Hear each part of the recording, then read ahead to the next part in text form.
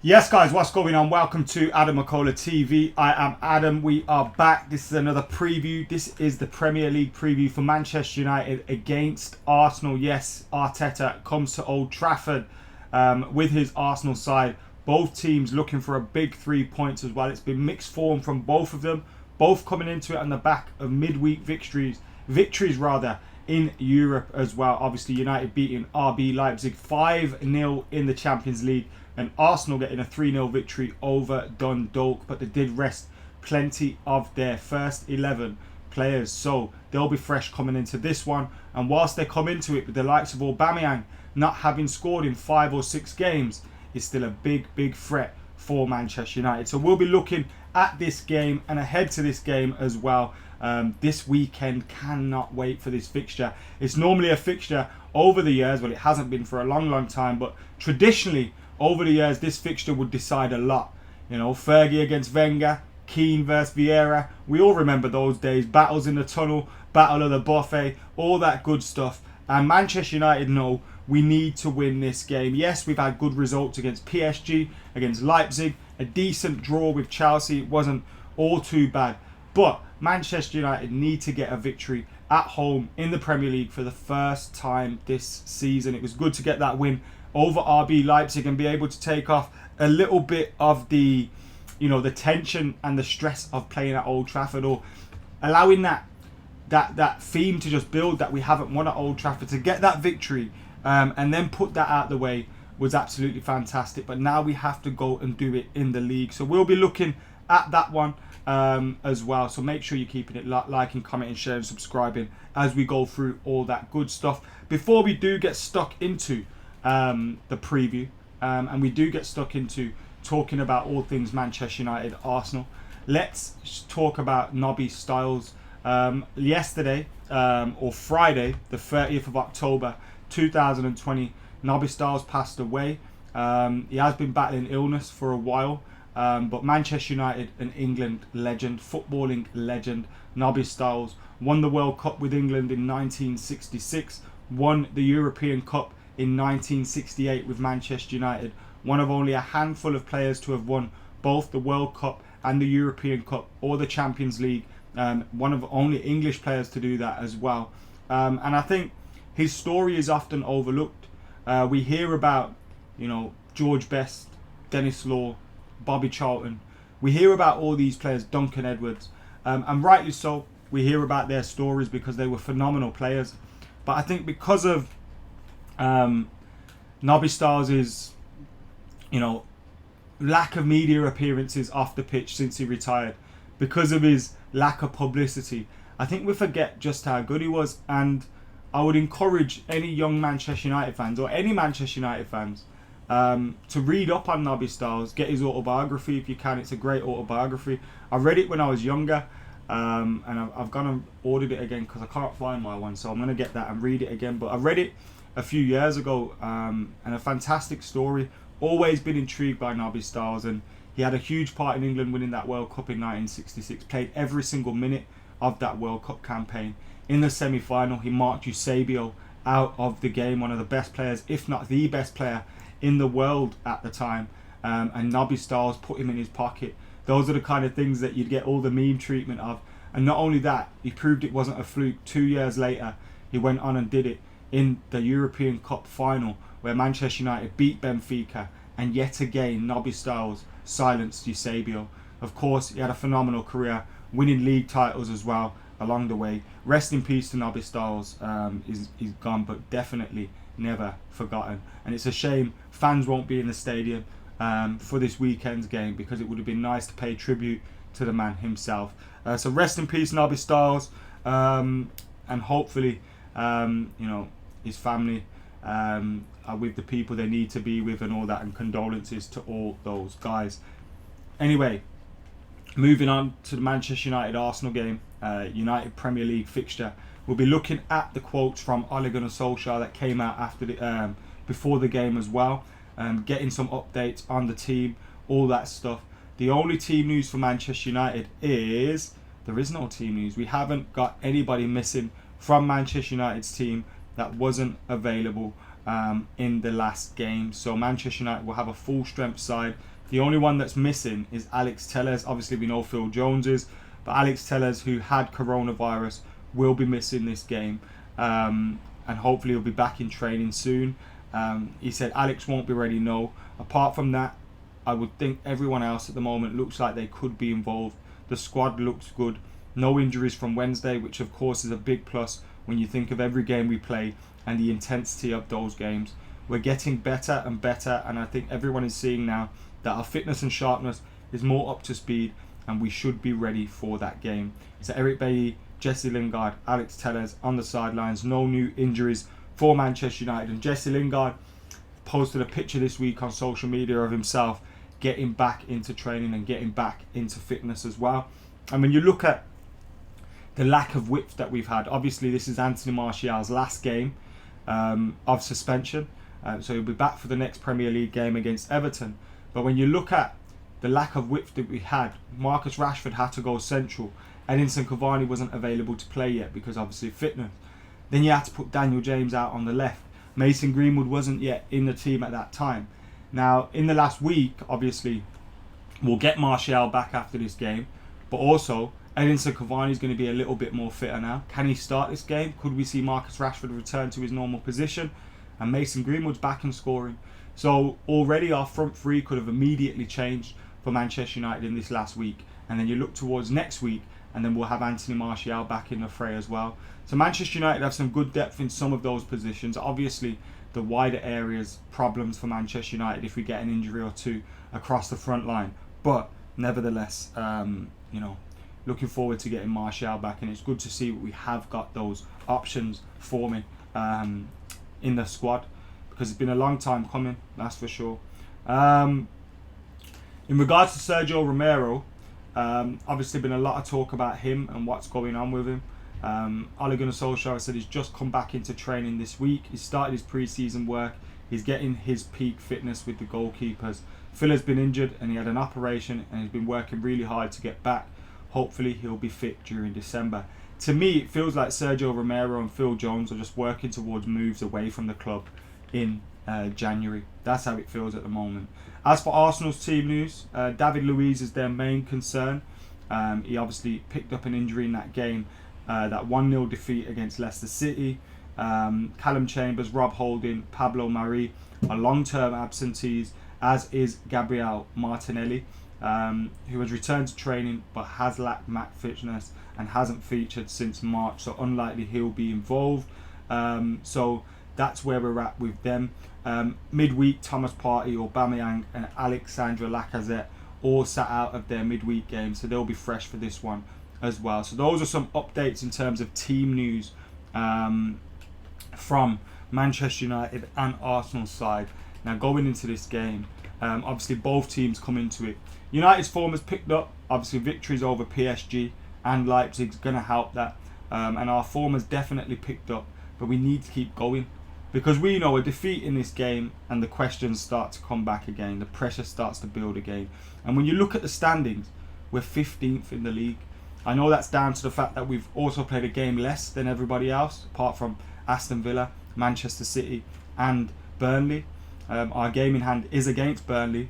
But if we were to have played that game and won, we'd be sitting around 7th now, depending on our goal difference, maybe a little bit lower, 8th or 9th. So we'd be sitting joint 7th, 3 points off top spot, which isn't bad in the grand scheme of things considering the start that we have had. But we have to turn that around now. We have to. We've got a negative goal difference, 15th in the league. Let's turn it around, because you don't want to be sitting in the bottom half of the table for too long. Because whilst you can't win anything this time of the season, you can definitely lose out on spots, and you don't want to fall off too quickly from the rest of the teams. And I think there's going to be so many teams dropping points this season that if Man United can go on a run, we'll rise up that table very, very quickly. So we need to win this game. I think we really do. This campaign marks the first time, check out this first stat, since 1972-73, so before I was born, 16 years before I was born in fact, that Man United haven't won any of their first 3 home league games of a season. Overall, They are on a run of 5 home league fixtures without victory, with 25% of their goals conceded coming from the penalty spot. No one talks about that when talking about penalties. 3 of the matches saw them trail by 1 goal at the 15-minute mark. So if we can get through 15 minutes with us being ahead or level, probably be deemed a result. United's all-time top flight record against Arsenal is strong.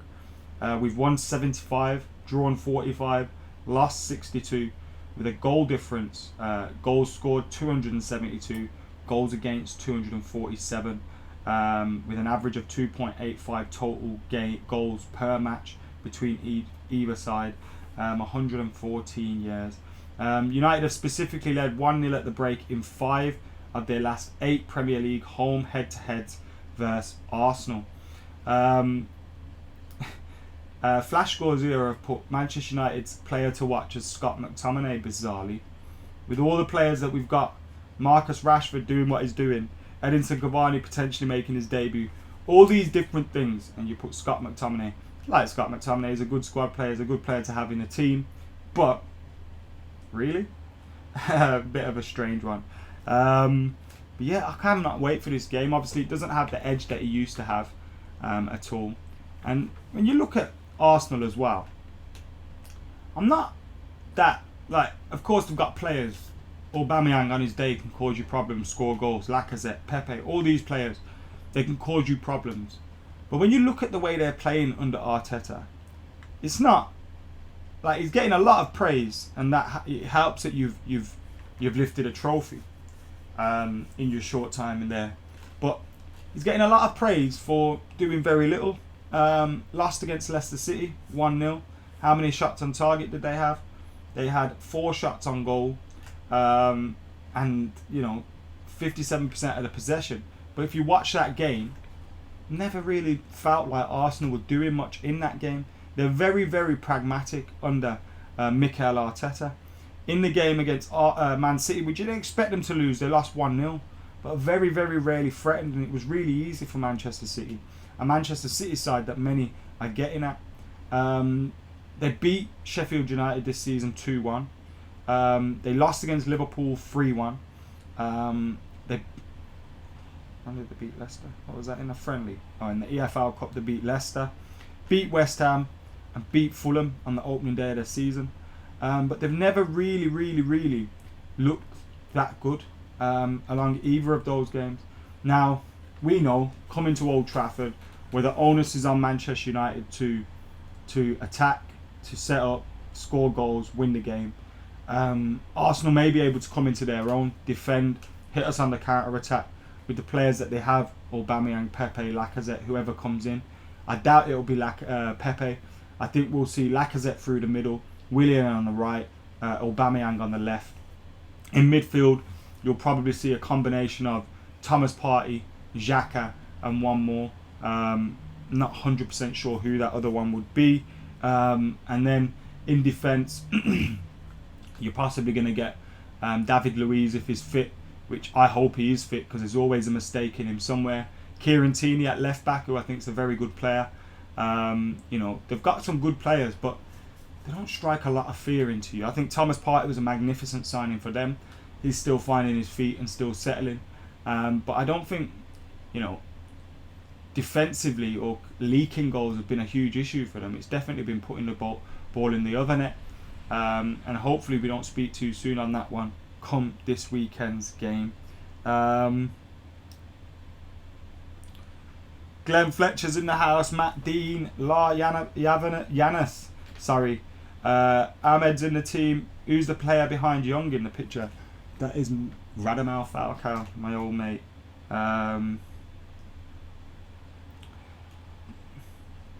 We seriously need to win this game.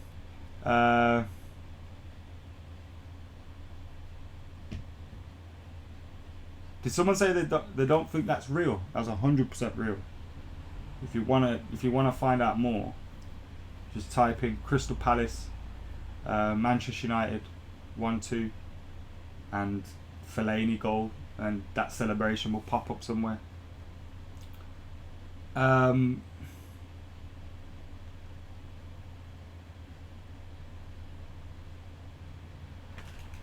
So, moving on with this, Edinson Cavani, come on. He's looked sharp in the few games that he has come on with his movement. He had a fantastic finish. It was miles offside in the end, unfortunately. Bruno, you could tell, just wanted to pass it to Edinson Cavani to get him a goal. And unfortunately, he had strayed offside. But the finish was sublime against Leipzig. Could have made it 6-0. And Edinson Cavani has obviously pushed himself into possible contention to be starting this game. With Anthony Martial out for Manchester United, I think it's imperative that Edinson Cavani starts this one. Even if he starts and comes off after 60 minutes, and you push Marcus Rashford through the middle, and then you put Daniel James out on the left, I don't want to see Daniel James start in this game. I think even that role reversal there of Daniel James coming off the bench would be a lot better for him. I think he'd be more impactful when the opposition's defence is a little bit more tired, maybe coming out, chasing a goal, hopefully, if we're leading the game. And Daniel James can then be a threat. But I'd rather see Marcus Rashford out on the left, Edinson Cavani through the middle, and Mason Greenwood on the right, than sacrificing, obviously, Marcus Rashford to put him through the middle, losing some of that natural width and a player in a fantastic position out on the left that we have. But let us know what you think. Do you think Edinson Cavani should start this game? What do you think of what we've seen from him so far? Obviously, it's a question about whether he's ready or not, but let me know what you guys think about that. We've got team selection coming up soon as well, but let us know your thoughts on Edinson Cavani. And as I alluded to, I said I would start him. So let's go with the team news right about now. Here's my predicted 11. There we go. So, my predicted 11. David De Gea in goal. Wan-Bissaka, Lindelof, Maguire and Luke Shaw. Now, Axel Tuanzebe deserves a game after his performance against Paris Saint-Germain. I think we'll see him start against Istanbul Besiktas here.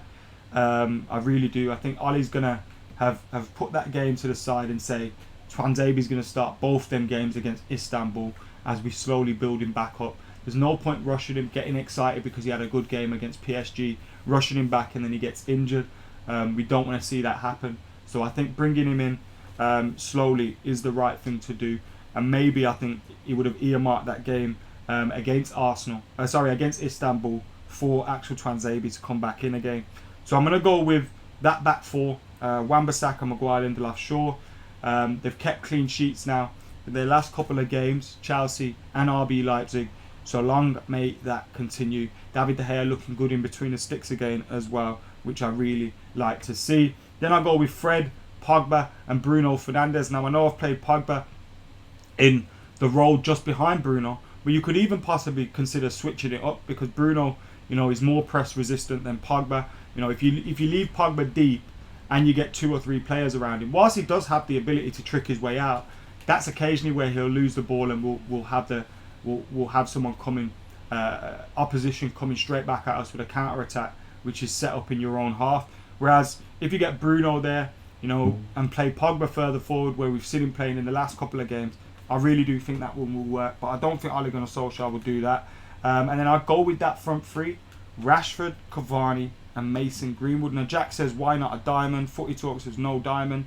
Ole Gunnar Solskjaer has shown he's flexible. He's not going to stick to one formation. I think he picked that formation against RB Leipzig because he felt there was something in that in terms of us getting the better of RB Leipzig. Against Arsenal, the one problem for me would be is the lack of width and the lack of protection for your fullbacks. As me and Steve discussed on the watch along, it does rely on your midfielders coming across. Now, with the quality of wide player that they'll have, with Aubameyang occupying those wider positions, Willian potentially or Pepe on the other side, you don't want to be leaving them too much space. And if Aubameyang starts on the left where he starts, and Aaron Wan-Bissaka starts on the right, whilst Aaron Wan-Bissaka's done really well in the last couple of games, what you don't want to see is what's happened against Brighton, what happened in the first half a couple of times against RB Leipzig is Aaron Wan-Bissaka gets sucked in centrally. He gets too tight to his centre half. There's loads of space in behind him. Basically the whole wide area from the 18-yard box to the throwing line will be free, and then we'll have a team attacking us down there. If you give Aubameyang that chance, he'll get a goal, regardless of what form he's in. So, yeah, I would go with this team here. I don't think Ollie's going to go with the diamond in this game. But nevertheless, let's have a look and see what happens. Now, as for Arsenal, like I said with McKola, Arteta is a good coach. Decent young manager. But I think a lot of it has been overblown, overhyped. I mentioned it on the kickoff when I went on there. I've mentioned it a few times on Paddock. These get credit for doing nothing. I've seen him get credit for a 1-0 defeat against City. I've seen him get credit for basic things. And when you look at Arsenal, the bottom of the shot, well, the 15th in the shots table, for the amounts of shots they've had on goal. They concede an awful lot of shots. They're very pragmatic. One, they slaughtered Unai Emery for that. And two, if Ollie was playing that kind of football, can you imagine what they'd do to it?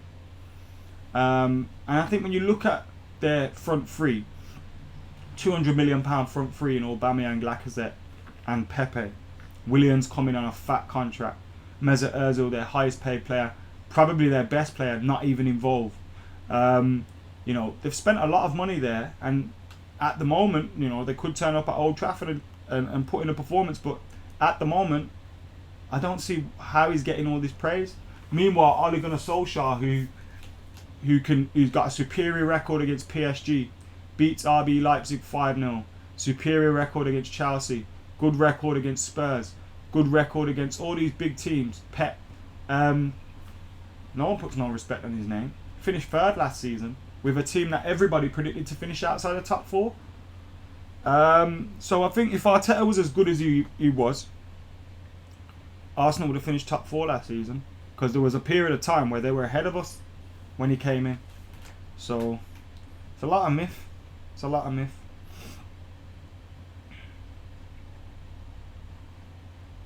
The guy says, "Why don't see why everyone says 3 at the back when it's a 5." Yeah, we hear what you're saying. I think it's just an easy 3 centre backs, 3 at the back. So I think it's just people go from saying 3 centre backs to 3 at the back. Yeah, it's still 5 because if you include the wing backs, which is a defensive position, although obviously they get forward a lot as well. It is 5, and in defence it's 5, but in attack it's 3. That's the thing with formations of football. They have to be fluid, and they're not as they are on piece of paper, just stuck there like they are there. So yeah, Fred's been putting in some big performances. Now I wouldn't be surprised to see if he was given the night off and we played McTominay or Matic, but I thought Fred's performance was incredible. Recovering the ball, bringing it out, giving the ball further forward, linking up play. I thought Fred's performance over the last couple of weeks have really come on and really improved. And it'd be good to get him in there alongside Paul Pogba. I felt that was the problem against Chelsea. We went McTominay and Fred, and it was too passive for me. We needed something to get further forward and link up the play and help us attack more. And we saw when Pogba came on that we could have got them if we had a little bit more time. I'd go Pogba, Fred for the same reasons in this game. Obviously, you let Fred do the dirty work. And like Gary Neville was mentioning recently, hopefully throughout most of the game, if you dominate possession, Fred will be sitting and Pogba and Bruno will be 2 ahead of him. So I don't mind that at all. Jack says no one can argue that Ollie brings up his A game in the big games. In my opinion, I'd play the diamond in midfield with McTominay, Fred, Pogba and Bruno, says Nigel. Isolated Skirtle here. Oh yes, says Bruno with the commentary from Anthony Martial's goal against Liverpool. Can't wait to get Martial back in his Premier League team. Was delighted to see him score against RB Leipzig. I know the goal, we'd won the game by then, and it was a penalty, but I think his all-round performances have deserved the goal. He's just been snatching at his chances, not taking his chances, dilly-dallying in front of goal. That happens when you start thinking about things. Now he's got this goal, hopefully he'll be more clinical, not think as much, and do it that way. Also, happy birthday to Marcus Rashford today. Man like Marcus Rashford's birthday. Hopefully he'll be celebrating with a goal tomorrow against Arsenal. But shout out Marcus Rashford. But yeah, that has been the preview for Manchester United against Arsenal. That's my predicted 11. In terms of scoreline, I'm feeling confident about this one, which worries me, because obviously we know that they can turn up and put in a performance. But I'm going to go 3-0 United. Bit of a confident one. I hope so. Anyway, I'm on the kickoff with Bry, Laz, Hugh, Izzy, Rory. Going to be not a great place to be if United lose. So we need to put in a performance. We need to get a result. And fingers crossed we will do that this weekend. But get your thoughts in the comments below. Your predicted scores, your predicted 11s, your thoughts about Arsenal. Get all that good stuff in the comments below. Make sure you're liking, commenting, sharing, subscribing as well. We're edging closer to 100,000 subscribers. We're just about 10k away from there. So get subscribing, help us get closer. But for now, I've been Adam McKola. You lot have been legends. Come on.